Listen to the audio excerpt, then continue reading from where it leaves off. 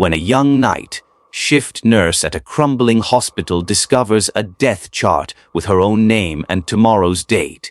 She's forced to unravel the building's buried secrets before the prophecy claims her life. The hospital at night was a different creature altogether.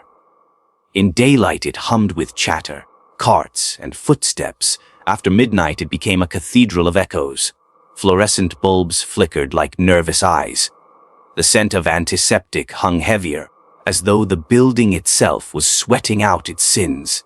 Sara Malik adjusted the stethoscope around her neck and tried to ignore the hollow click of her shoes on the linoleum floor. First night shift, new hospital. No one had told her about Ward E in orientation. She only heard its name in whispers. The closed wing at the far end of the corridor, sealed off years ago after an incident. At 20:47 a.m., she found herself alone at the nurse's station. The phones were dead. The intercom hissed static. A clipboard waited on the desk where no one had left it. She picked it up. Her stomach dropped. In neat black type, say Malatar OM12 DADOFDH.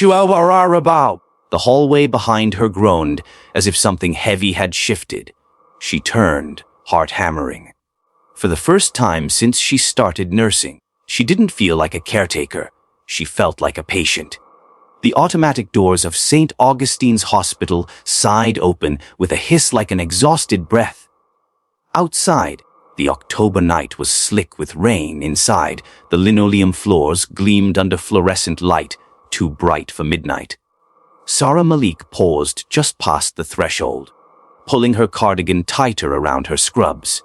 She could feel the hospital's stillness pressing against her eardrums. This was her first solo night shift. She had done rotations here before, day shifts mostly, when the building buzzed with phones ringing, visitors moving, and coffee carts squeaking down the corridors. But at night, the place changed. It wasn't just quieter, it was hollow, like someone had scooped out its insides and left an echo of normality behind. She signed in at the reception desk. The clerk barely looked up from her crossword. Ward D and E, the woman said, sliding a clipboard toward her. You're covering both till 6. We're short tonight. Sara's pen trembled slightly as she wrote her name. Ward E. No one ever volunteered for Ward E. It was technically closed. Too few staff, too few patients, a wing waiting for renovations that never came. But every now and then they sent a nurse over, just to check on inventory or an old patient who refused to be moved. The clerk added, Maria Torres is on call if you need backup. She's in Ward C. Sara nodded, tucking the info away. She had met Maria once, an older nurse with tired eyes and a silver cross at her throat. Her phone buzzed with a message from her sister. Good luck on the graveyard shift! Don't let the ghost bite. Sara smiled faintly but didn't text back. The hospital's quiet felt like a living thing, and she didn't want to break its spell with something as loud as a ringtone. The corridors narrowed as she walked toward Ward D. Posters about flu shots curled at the edges, vending machines blinked with old LEDs. The air smelled faintly of antiseptic and something else. Wet concrete after rain. Her shoes squeaked with each step. Ward D was routine. 5 occupied beds, 3 empty. She checked vitals, changed a dressing, murmured reassurance to a man waking from anesthesia. She tried to lose herself in the rhythm of care. But every time she turned toward the door marked Ward E, authorized staff only, she felt a tug of unease. The lettering was chipped. The handle is cold. Beyond it stretched a hallway the color of stagnant water. She wasn't sure why she knew that. She hadn't even opened it yet. At 1:07 a.m., her rounds in Ward D were finished. Her shift report listed a single task for Ward E inventory. Check, patient 47 observation. Sara frowned. Patient 47. There was no such entry in the hand of her notes. She looked again. The name field was blank. Only a number. She pressed her badge to the lock. It blinked green, and the door to Ward E clicked open. The hallway beyond was colder. Not cool like AC, cold like a basement. The walls here were different too, pale green paint bubbled with age, corners thick with dust. It smelled of damp plaster and faintly of iron. Her footsteps echoed, swallowed by the dark as she walked deeper. At the far end, an open door spilled a wedge of sickly light onto the floor.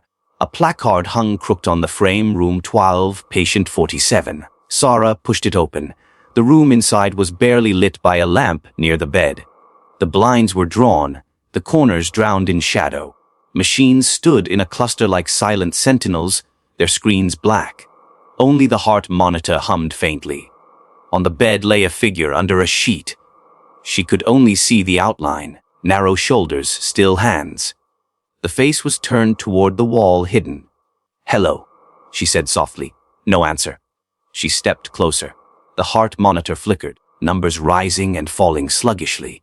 No IV, no chart at the foot of the bed, only a clipboard on the bedside table. She picked it up. The paper inside was blank except for a printed header. Death chart, hospital use only. She blinked. Death chart. She had never seen one. Hospitals kept death certificates, pronouncement forms, but a death chart. Beneath the header, typed in stark black, name Sara Malik, date of birth 14th of June 1992, date of death 15th October 2025. Her mouth went dry. That was her name, her birth date, and the date of death was tomorrow. She read it again, certain her eyes were playing tricks. But the letters were sharp, unmistakable. The line below it read, cause of death. Pending, her hands shook so hard she almost dropped the clipboard. A faint sound came from the bed. Not a word, more like a breath. She froze. The figure under the sheet shifted, the blanket rising slightly. "Are you awake?" she whispered. The figure's head rolled toward her. The sheet slipped back just enough to reveal a pale cheek, a closed eye. The hair was black, tangled against the pillow. It looked like hers. She stumbled backward. The heart monitor spiked, then flatlined. A tone filled the room, long and unbroken. Sara bolted for the door, but the handle wouldn't turn. She yanked it twice. It was locked. Behind her the bed creaked. Then, in the intercom crackle above the door, a voice whispered, "Time of death, 3:33 a.m. She slammed her shoulder into the door until it opened. She stumbled back into the hallway, breath ragged, clipboard clutched like a weapon. The lights in Ward E flickered. She ran the length of the corridor back to Ward D. It was empty now. Even the patients seemed silent, frozen. At the nurse's station, she set the clipboard down. The writing was gone. Only a blank page stared back at her. Her phone buzzed. A new text message, "We're sorry for your loss." From an unknown number. She dropped the phone and it clattered to the floor. She forced herself to breathe. Maybe she was overtired. Maybe someone was playing a prank. She had been warned. Night shifts could do strange things to your head. She found Maria's number and dialed. It rang twice, then went to voicemail. A distant clang echoed from somewhere down Ward E. She glanced at the clock above the station, 20:17 a.m., less than an hour and a half until 3:33. She thought of the bed in room 12, the sheet sliding back, the pale cheek so much like hers, and the death chart. With her name. She whispered to herself, "It's not real." But the hospital didn't whisper back. Sara sat at the nurse's station, palms pressed flat on the laminate, trying to steady the tremor in her hands. The fluorescent light above flickered, casting thin shadows across the desk. Every sound in the hospital felt amplified. The hum of the vending machine down the hall, the slow tick of the wall clock, the hiss of the heating vents. She forced herself to look again at the clipboard she had carried from Ward E. It lay where she had dropped it. Blank paper. Just blank. Her phone lay beside it, screen dark. The message that had said, "We're sorry for your loss," had vanished too, as if it had never been sent. She whispered to herself, sleep deprivation. Stress, nothing more. But deep down, something heavier than fear pressed against her chest, a feeling like gravity in the wrong direction. She opened the staff drawer, found the little spiral, bound logbook, and scribbled notes. Ward E, room 12, Patient 47, found death chart with my own name. 2:17 a.m. flatline followed. Locked in. I heard a voice on the intercom, time of death. 3:33 a.m. writing it made it feel real, but also made her question herself more. She closed the logbook quickly. A voice behind her said, "Sara." She jumped. Maria Torres stood at the doorway, her gray scrubs wrinkled, her silver cross catching the overhead light. "You called?" Maria asked. Her voice carried the weight of nights and years. Sara swallowed hard. "Yes," I thought. "Never mind." Maria stepped closer. "You look pale. Are you all right?" Sara hesitated, then said, "Do you know anything about Ward E?" "About Patient 47. Maria's face flickered like a door closing in her mind. "Why?" "Because I think," Sara almost said, "because I saw my own death chart, but stopped. Because something's off. I heard noises. The machinies, something's wrong." Maria's eyes darted down the hall toward Ward E. "Don't go there alone," she said. "That wing should be sealed. It hasn't been used properly in years. But there's someone in room 12. "A patient." Maria shook her head once. "Room 12 is empty." Sara stared at her. "No, I saw someone. On the bed." Maria's mouth tightened. "Empty. Since 2020. They moved everyone out after the incident." "What incident?" But Maria only muttered, "Stay here. I'll call security," and turned away. Sara wanted to follow, but something inside her said Maria already knew more than she was telling. The older nurse's posture was rigid with an almost superstitious caution. Sara glanced at the clock again. 2:24 a.m. The sense of countdown pulsed in her blood. She couldn't sit still. She left the station and walked back toward Ward E, moving slowly, her sneakers whispering against the tile. The door to Ward E was ajar now, the keypad lock blinking amber. She paused, listening. The hall beyond was silent except for the faint rush of the vents. She stepped inside. The air here smelled sharper now, like disinfectant layered over something metallic. She walked the corridor, heart pounding, until she reached room 12. The door was open. The bed was empty. No machines, no clipboard, no lamp. Only an unmade mattress, its plastic cover split at one corner. Dust motes drifted in the weak light from the ceiling fixture. Sara's stomach dropped. She had been here less than an hour ago. She walked around the bed. No sheet. No trace of anyone lying here. She crouched to look under the bed. Nothing but scuffed linoleum. Then she noticed something on the wall above the headboard, a faint rectangle where a picture frame had hung, the paint around it yellowed with age. The shadow of something removed long ago. Her skin prickled.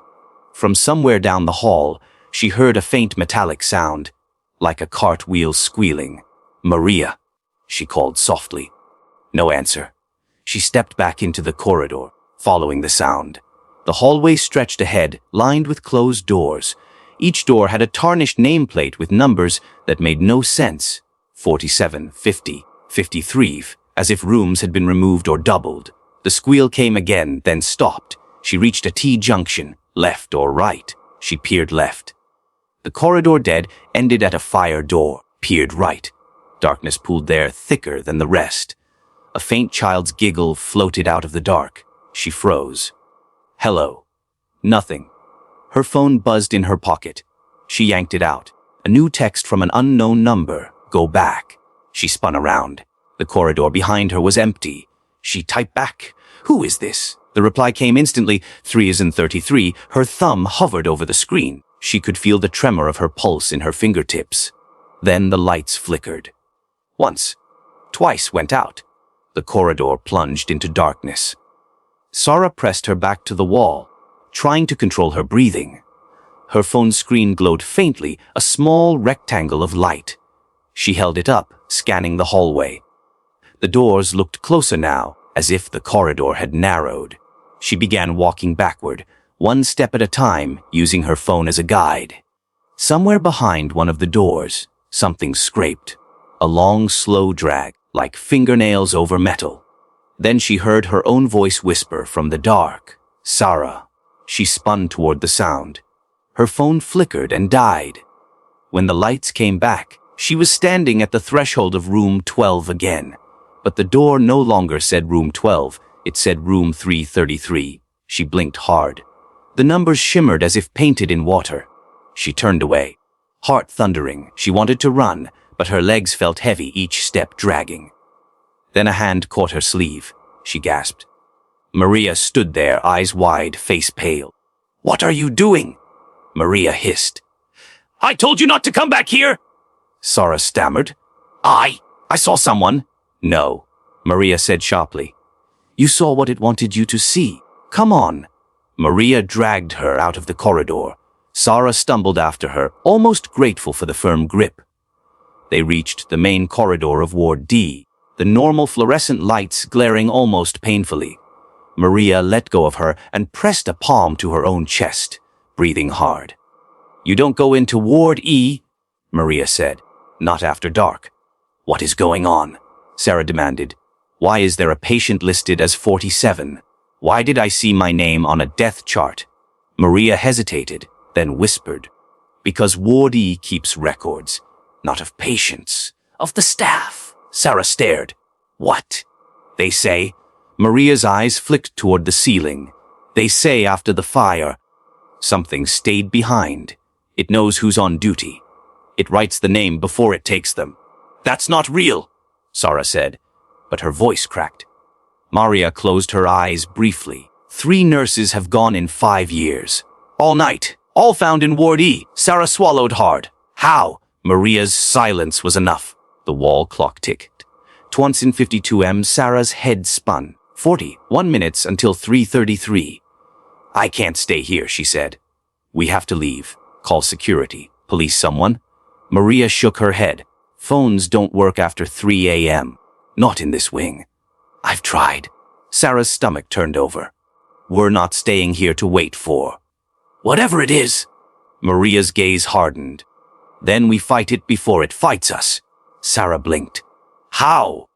Maria's hand tightened around the cross at her neck. "First, we go to records. Basement level. We find your death chart. And we burn it." Sara felt a shiver ripple through her. "You've done this before." Maria didn't answer. They walked together toward the stairwell. The corridors felt longer now, as if stretching in subtle ways, their colors deepening. Each door they passed had a shadow beneath it, like someone standing just inside. They reached the stairs. The sign above read basement records with a peeling arrow pointing down. The stairwell yawned below them, dark and echoing. Maria flicked on her phone flashlight. "Stay close." They descended. The sound of their footsteps spiraled down the concrete. At the landing, a gust of cold air blew upward, carrying the smell of wet stone and paper. Sara clutched the railing. "Why does it smell like that?" "Because no one comes down here anymore," Maria murmured. They reached the basement corridor. Rows of file cabinets stretched into shadow. Dust hung in the air like spores. A flickering bulb swung overhead. Maria moved with purpose. "There's a cabinet for each wing. Find Ward E." Sara scanned the metal drawers, her breath puffing in the cold. She found a set labeled E Staff Incidents. Maria nodded. "Open it." Sara pulled. The drawer groaned. Inside were manila folders, each with a name written in marker. She flipped through. Names she didn't recognize. Dates of birth. Dates of death. All staff. Her own folder was at the end. She froze. "Open it," Maria said. Sara did. Inside was the same death chart she had seen upstairs. Her name, date of death. 'Cause of death pending. She felt faint. Maria pulled a lighter from her pocket. "We burn it." But before she could flick the lighter, a voice echoed through the basement intercom. Time of death, 3:33 a.m. The file cabinets shuddered. Papers rustled as if a wind had moved through. The bulb overhead popped, plunging them into near darkness. Sara clutched the folder to her chest. "We have to go." Maria struck the lighter. A small flame bloomed. She touched it to the edge of the paper. For a moment, nothing happened. Then the chart blackened, curling inward. A low hiss filled the basement, rising into a shriek. Sara covered her ears. The papers in all the drawers began to flap, like wings. And in the darkness beyond the cabinets, something moved. The flame guttered and died. Smoke curled from the half-burned death chart in Sara's hands. Ash fell onto her shoes like black snow. The smell was sharp, acrid, burned paper mixed with something sweet and metallic, like scorched blood. Maria still held the lighter, her thumb trembling against the metal wheel. "It should have burned faster," she whispered. "They always burn faster." Sara's pulse thundered in her ears. "They? How many charts have you?" Maria cut her off with a look. "Too many. Don't drop it. Finish burning it." Sara crouched, shielding the half-charred paper from the stale air, and struck the lighter again. The flame caught once more, licking up the edges of her own name. The letters twisted into smoke. Something hissed from the shadows between the file cabinets. Both women froze. From the far end of the basement corridor came the sound of metal sliding against metal, a slow scrape. Then a rhythmic thud, step drag, step drag. Sara whispered, "What is that?" Maria's voice was hoarse. "Patient 47. Sara's stomach turned to ice. "There is no patient 47. Maria didn't answer. Her eyes stayed fixed on the dark corridor beyond the cabinets. The sound grew closer. Something heavy, pulling itself forward. Sara forced the lighter closer to the last edge of the paper. It finally collapsed into ash, leaving only a smudge in her hands. The scraping stopped. Silence pooled around them like water. Maria turned off the lighter and whispered, "Run." Sara didn't need telling twice. They bolted down the narrow aisle of cabinets, their shoes crunching on spilled ash and loose paper. Behind them, something exhaled, long and rattling like a breath drawn through an empty lung. They reached the stairwell door. Maria yanked the handle. It was locked. "No, no, no." Maria hissed. She threw her shoulder against it. The door didn't budge. Sara turned, clutching the railing, scanning the dark. The corridor seemed to shift, stretching longer. A shape was forming at the far end, tall, shrouded, a shadow with the suggestion of a human frame but no features. The air smelled like an abandoned operating room. Sara grabbed Maria's arm. "The elevator." Maria shook her head violently. "Never the elevator." The shape at the end of the hall began to move again. Step, drag, strag. Sara's heart pounded. We're trapped. Maria's eyes darted. "There's a hatch. The boiler room leads to the maintenance tunnel." "Come on." She pulled Sara toward the far corner of the basement. Behind a row of empty shelves was a low metal door, half hidden by old boxes. Maria kicked them aside. Dust erupted into the air. She crouched and wrenched the hatch open. A rush of cold, damp air rolled out. "In," she hissed. Sara ducked inside, crawling down a short ladder. Pipes ran along the walls, dripping condensation. The space smelled of rust and mildew. Maria followed, pulling the hatch shut behind her just as the scraping reached the basement proper. They crouched in the dim tunnel, only Maria's phone flashlight cutting the dark. Water dripped somewhere, echoing like a metronome. Sara whispered, "What was that?" Maria pressed her back to the wall. "Patient 47. Or what's left of it." "I don't understand," Sara said. "You told me room 12 was empty. You told me there was no patient." Maria's face was pale. They brought him in after the fire. He wasn't supposed to survive. 3rd-degree burns, no airway. But he stayed alive. They moved him to Ward E. They kept him hidden. "Why?" "Because he died 3 times, Maria said softly. "And came back each time." Sara's blood went cold. "They called him 47, Maria went on. "No name, no chart, only numbers. After the 3rd time he died, we stopped checking vitals. We locked the ward." But what?" Sara whispered. "But the body didn't stay put." Sara pressed a hand to her forehead. "This is insane." Maria's flashlight flickered. "Insane or not, it wants you. You saw your death chart. That means you're marked." "I burned it," Sara said desperately. "It's gone." Maria's expression was bleak. Maybe, maybe not. The chart is just a notice. Not a contract. Sara swallowed hard. Then, what's the contract? Maria looked down the tunnel as if she could see all the way to its end. Your shift! They crawled farther along the maintenance tunnel. Pipes hissed softly, like voices too low to hear. Every so often Sara thought she saw handprints on the pipe walls. Dark smears like soot or dried blood. At a bend in the tunnel, they stopped. Ahead lay a grated door marked Sublevel E Morgue Access. Sara felt a tremor run through her. We're going to the morgue. Maria gave a humorless smile. We're under it already. This tunnel connects all the places they don't want on the tour. She pushed the grate. It screeched open. They stepped into a low corridor lined with refrigeration units. The smell of formaldehyde hit them like a wall.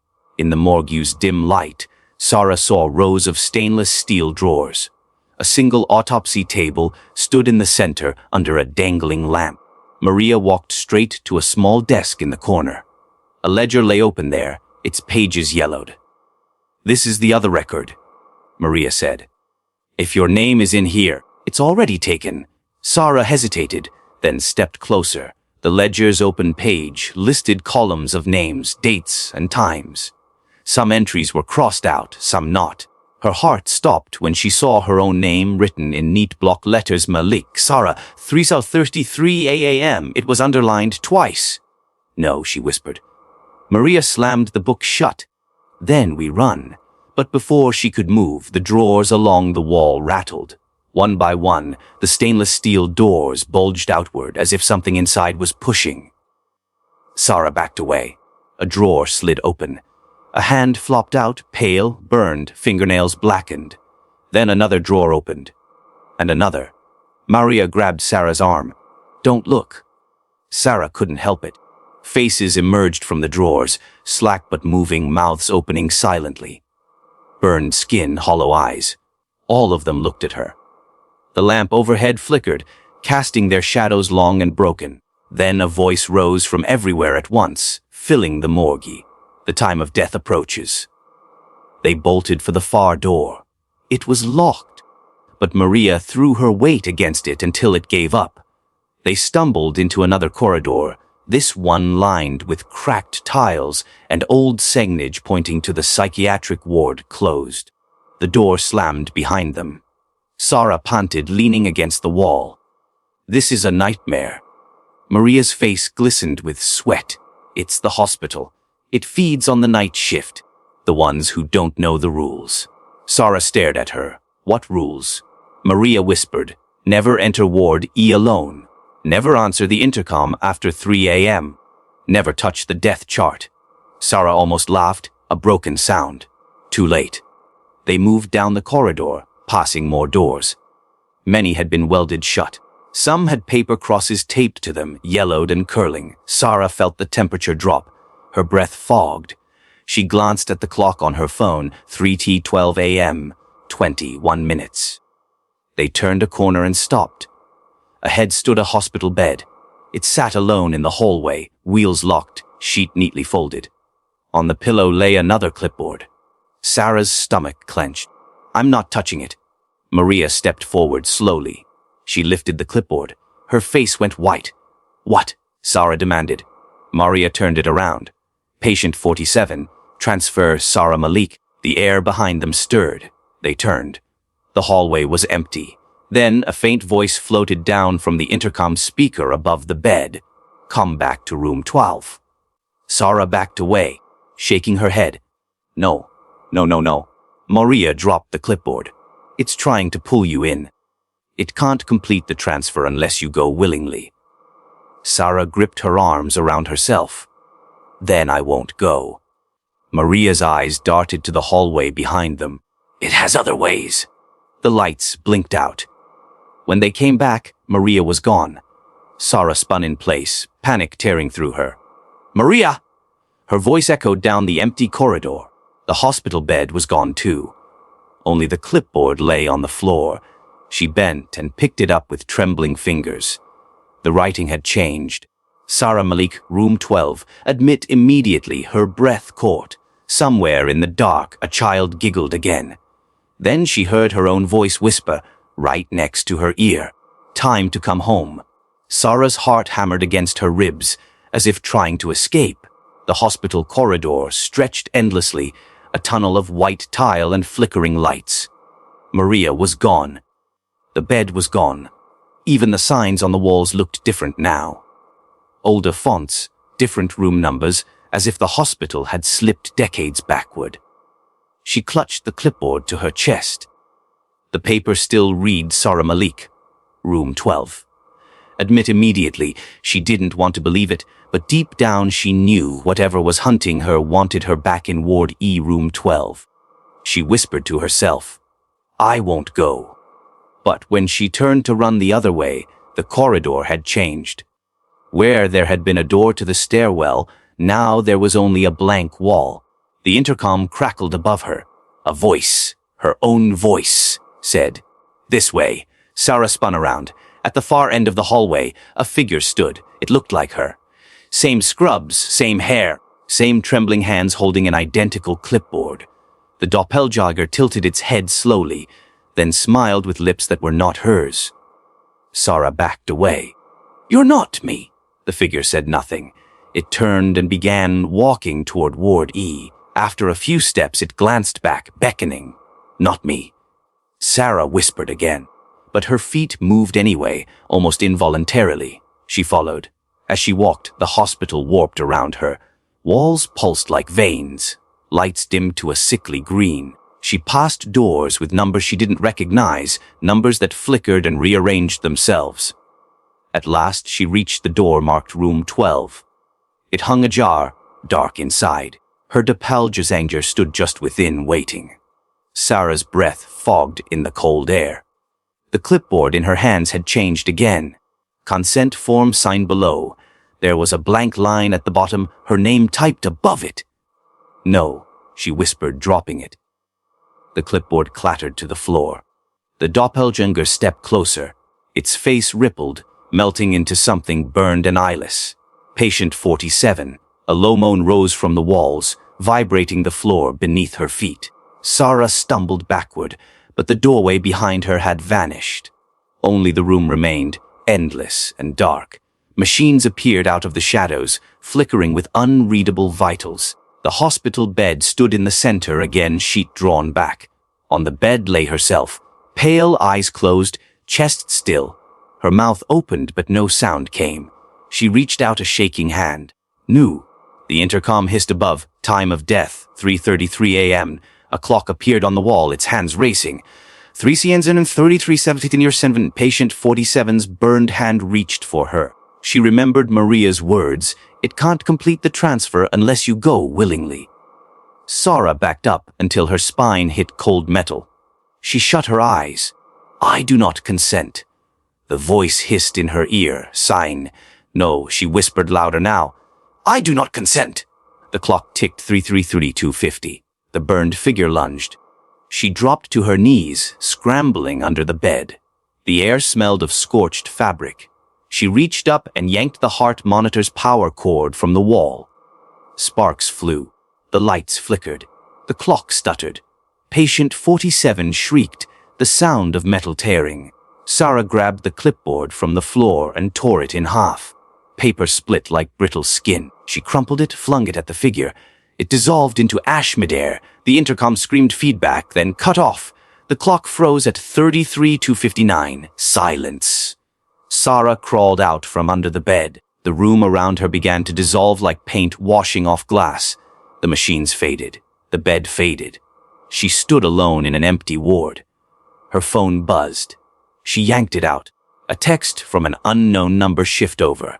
She glanced at the wall clock above the door. 6:30 a.m. dawn light filtered through the blinds. Ward E looked old again, dusty, unused. No bed, no machines. Only a few empty cabinets and a faint burn mark on the floor where the bed had stood. She stumbled out into the hall. Maria waited at the nurse's station, slumped in a chair. She looked up slowly, her eyes bleary. "You made it." Sara could hardly breathe. What? What happened? Maria handed her a cup of water.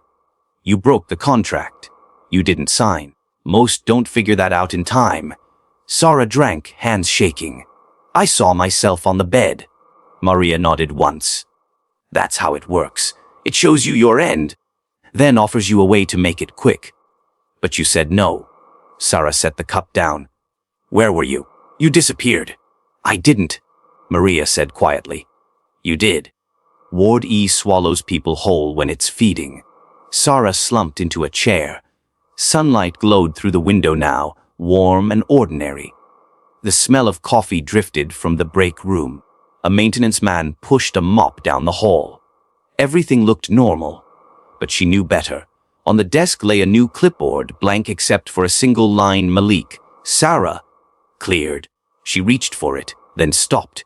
She wouldn't touch it. Maria smiled faintly. Smart. When Sara left St. Augustine's Hospital at 16:30 a.m., the sky was pale with dawn. Cars rolled past. Commuters heading to work, oblivious to the haunted life inside the building's walls. She walked to her car without looking back, her scrubs damp with sweat. Her heart still echoing the intercom's whisper. She had survived her first night shift in Ward E, but she knew survival was temporary. The hospital's hunger didn't vanish with daylight. It only waited for the next name, the next chart, the next nurse to work a lonely night. She never took another night shift.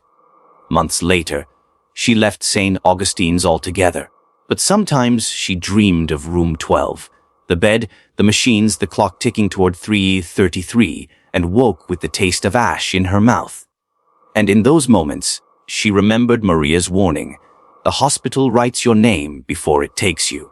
Outside, life went on. Inside, Ward E still stood empty, its door locked, its corridors silent. But at 3:33 a.m., if anyone passed too close, they might hear a faint voice from behind the door, whispering the name of whoever lingered longest.